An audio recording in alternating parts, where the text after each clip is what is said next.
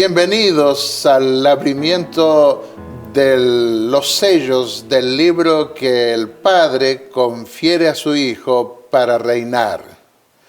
Tendremos la oportunidad de ver, aunque sea vuelo de pájaro, algunas cosas que tienen que ver con esta visión y cómo interactúan, cómo funcionan en conexión con la visión del trono que vimos en la lección anterior. De manera que ahora nosotros vamos a comenzar a ver la historia que está en el capítulo 6 del Apocalipsis. El libro sellado no lo abre el Cordero a lo largo de todos los siglos, sino que lo recibe y abre al final. Leamos una declaración del Espíritu de Profecía, teniendo en cuenta que la recepción y abrimiento del libro sellado de Apocalipsis 4 y 5 se da al final. El Cordero abre ese libro en el futuro, no en el pasado inaugural. Esto es claro en el pasaje que ahora mi esposa va a leer. Que todo lo que respire alabe al Señor. ¿No seremos capaces de persuadir los labios y voces silenciosas de cantar sus alabanzas? El tiempo llegará cuando todos lo alabarán, diciendo: tú eres digno de tomar el libro y abrir sus sellos.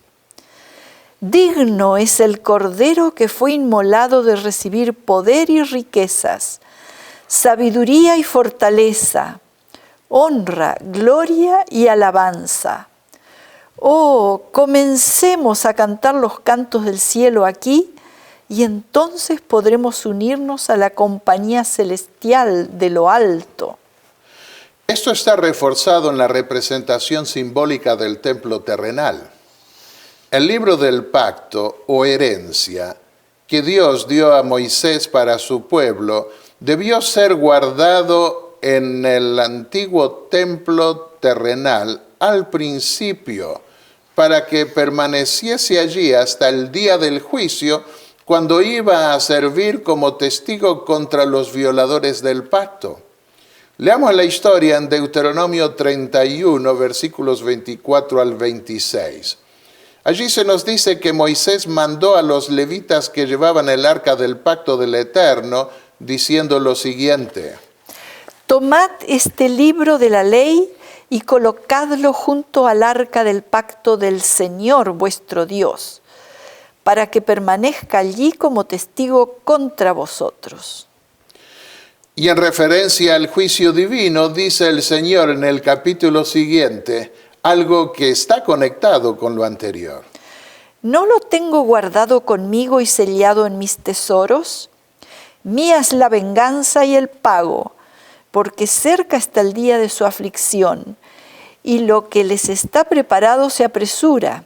El Eterno juzgará a su pueblo, se apiadará de sus hijos. El libro del pacto debía ser sellado por el pueblo de Dios en su largo peregrinar. Antes de morir, Josué convocó a los líderes de su pueblo y a todo el pueblo y les dijo: vosotros sois testigos contra vosotros mismos de que habéis escogido al Señor para servirle. Y dijeron: testigos somos, al Señor nuestro Dios serviremos y su voz obedeceremos. Entonces Josué hizo un pacto con el pueblo aquel día y escribió Josué estas palabras que el pueblo había expresado en su pacto con el Señor en el libro de la ley de Dios. Y colocó además una piedra para que permaneciese como testigo de la decisión del pueblo de obedecer al Señor. Encontramos la historia en el capítulo 24 de Josué. Leamos del libro Patriarcas y Profetas cómo relató este hecho Elena de White.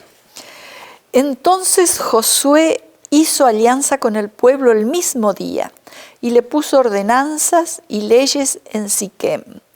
Escribió un relato de este pacto solemne y lo puso con el libro de la ley al lado del arca.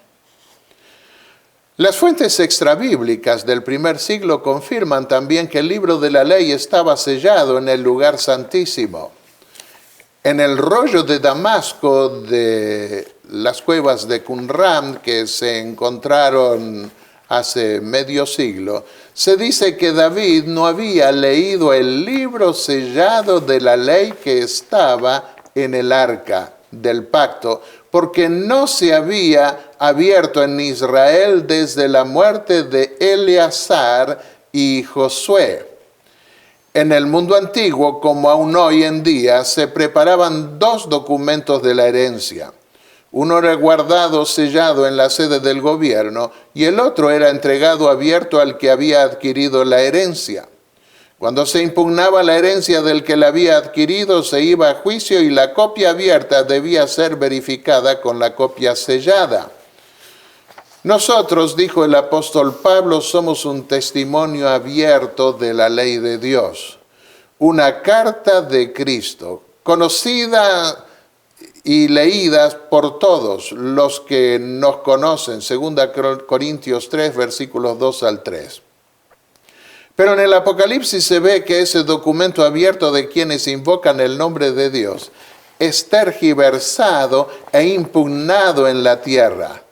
De allí que cuando el original sellado que está en el templo de Dios se abre, puede probarse ante el universo que las copias abiertas son auténticas. Otro de los testimonios notables que encontramos en la Biblia sobre la lectura del libro de la ley y la firma y sellamiento de los dirigentes de Israel y del pueblo en un solemne pacto con Dios, lo encontramos en la historia del regreso de los cautivos a su tierra en tiempos de Esdras y Nehemías. Solemnemente dijeron los dirigentes repatriados: nosotros hacemos un pacto fiel por escrito, y en el documento sellado están los nombres de nuestros jefes, nuestros levitas y nuestros sacerdotes. En el documento sellado estaban los nombres de Nehemías, el gobernador, y de los líderes de Israel. Y el resto del pueblo se adhiere a sus parientes, sus nobles, y toman sobre sí un voto y un juramento de andar en la ley de Dios que fue dada por medio de Moisés, siervo de Dios, y de guardar y cumplir todos los mandamientos de Dios, nuestro Señor, y sus ordenanzas y estatutos. Esto está en Nehemías 9, 38 y 10, 1 al 29. Volvemos al libro sellado que Juan vio en la mano derecha del que estaba sentado sobre el trono. ¿Qué escribió Dios en ese libro cuando los judíos rechazaron al Hijo de Dios, quien era el garante del pacto, y lo entregaron a los romanos para ser crucificado? La renuncia oficial del pueblo, cuando ellos dejaron de lado la teocracia, renunciando a ese privilegio que Dios los había dado. Y eso ocurrió cuando dijeron ante Pilato: no tenemos más rey que César. A partir de entonces, ese libro sería sellado con el testimonio que el pueblo del nuevo pacto daría hasta la venida del Señor. Veamos lo que escribió Elena de White sobre este hecho. ¿A vuestro rey he de crucificar?, preguntó Pilato, y de los sacerdotes y magistrados se elevó la respuesta: no tenemos rey sino a César. Juan 19, 15. Cuando Pilato se lavó las manos diciendo: inocente soy de la sangre de este justo, los sacerdotes se unieron con la turba ignorante en su exclamación apasionada: su sangre sea sobre nosotros y sobre nuestros hijos. Mateo 27, 24 al 25. Su decisión fue registrada en el libro que Juan vio en la mano de aquel que estaba sentado sobre el trono. El libro que ningún hombre podía abrir.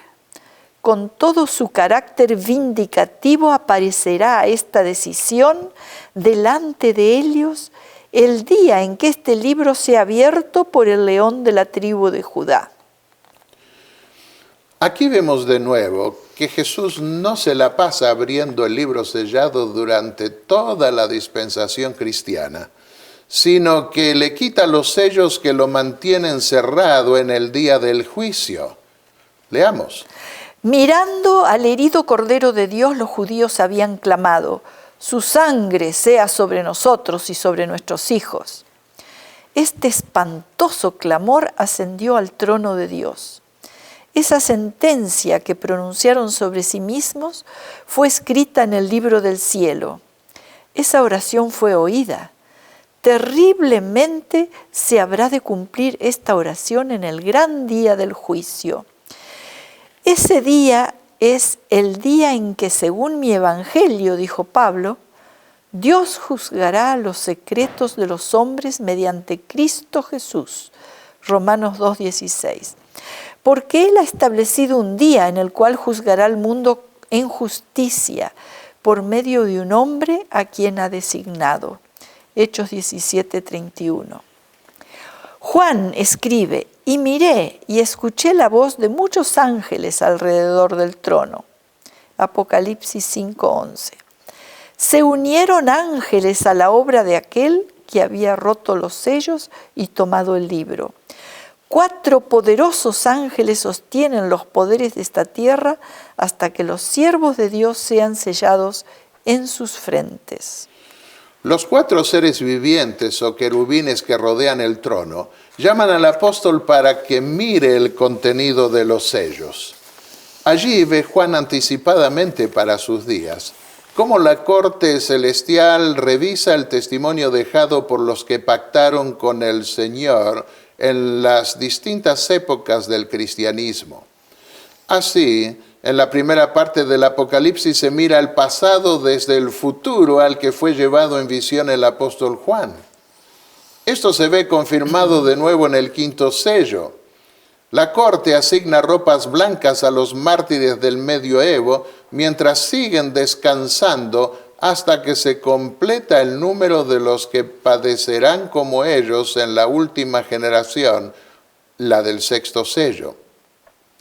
Recordemos que las ropas blancas definitivas y oficiales de la corte se las asigna a los vencedores después de haber muerto en el día del juicio. Dijo el apóstol Pablo y luego Jesús mediante Juan en el Apocalipsis: está establecido a los hombres que mueran una sola vez, y después de esto el juicio. Hebreos 9:27. El vencedor será vestido de vestiduras blancas, y no borraré su nombre del libro de la vida, y reconoceré su nombre delante de mi Padre y delante de sus ángeles. Es tanto lo que podemos decir de los sellos. Escribí un libro sobre su significado y cumplimiento en la historia, titulado Los sellos y las trompetas. Más completo lo tengo en inglés como The Seals and the Trumpets. Digamos en esta breve síntesis aquí que los sellos no parecen ser juicios de Dios, sino un reflejo del carácter de los líderes cristianos que fueron degradando el testimonio cristiano con sus consecuencias negativas. En efecto, los príncipes jineteaban caballos, lo que sugiere que la visión tiene en la mira el liderazgo de la iglesia porque aparecen jineteando caballos.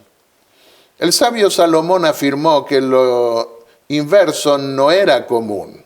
Dijo en Eclesiastés 10:7, he visto siervos a caballo y príncipes caminando como siervos sobre la tierra.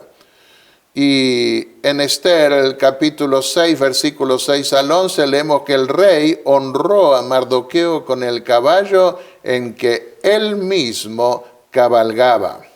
¿Cuál es el juicio del primer sello, cuya estampa representa a la iglesia saliendo para vencer en la batalla evangelística de la fe? Cristo no se viste de rojo en el segundo sello para producir luchas intestinas. Ese jinete no refiere lo que los paganos hacen a los cristianos, ni un juicio de Dios, sino lo que los cristianos hacen entre ellos. No dice que unos matan a otros, sino que se matan entre ellos. Tampoco se viste Cristo de negro en el tercero para producir hambre, ni menos refleja la palidez del cuarto para ejercer un ministerio de muerte. Se trata de la degradación del cristianismo efectuada por los líderes en el curso de los siglos, los líderes del cristianismo. Eso lo podemos ver con más detalles en mi libro, The Seals and the Trumpets. Digamos algo más.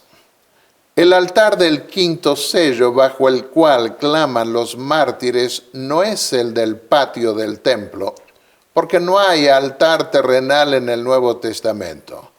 Permítanme parafrasear entre corchetes lo que Pablo escribió sobre nuestro altar actual. Doy mi traducción literal en lo esencial. Tenemos un altar del cual no tienen derecho a comer los que sirven al tabernáculo, porque los cuerpos de aquellos animales cuya sangre del pecado es llevada al interior del santuario por el sumo sacerdote son quemados fuera del campamento. Por lo cual también Jesús, para santificar al pueblo mediante su propia sangre en el lugar santo del templo celestial, padeció fuera de la puerta. El texto griego de Apocalipsis 6:9 dice bajo el altar, hipocato, no al pie del altar, no execo o exejo o basin, como era el caso de la sangre de los sacrificios en el templo. En los días de Juan, los judíos creían que si eran fieles morían bajo el altar del cielo o bajo el trono de Dios. La siguiente generación es la última, en el caso de Apocalipsis 6, en relación con el sexto sello, que completa el número de los que son sellados en la crisis final. El espíritu de profecía escribió lo siguiente en relación con ese evento. Cada caso ha sido fallado para vida o para muerte. El número de sus súbditos está completo. Un ángel con tintero de escribano en la cintura regresó de la tierra y comunicó a Jesús que había cumplido su encargo, quedando sellados y numerados los santos. Cristo, habiendo hecho expiación por su pueblo y borrado sus pecados, había recibido su reino. Estaba completo el número de los súbditos del reino y consumado el matrimonio del Cordero. Había sido decidido cada caso y numerada cada joya. En la siguiente lección vamos a estudiar los 144,000 y algunas cosas relacionadas con esa última generación. Pero recordemos que todo pasa a la vista del trono de Dios. En el juicio, en la revisión final del juicio, se puede percibir esa realidad. Preparémonos para encontrarnos con el Señor, porque el testimonio de su palabra triunfará. En esa historia profética del libro del pacto, nosotros podemos ver que se mancha ese libro, que el color cambia hasta que triunfa con la última generación. Ojalá que todos podamos estar de pie junto con esa última generación. Que Dios los bendiga. Amén.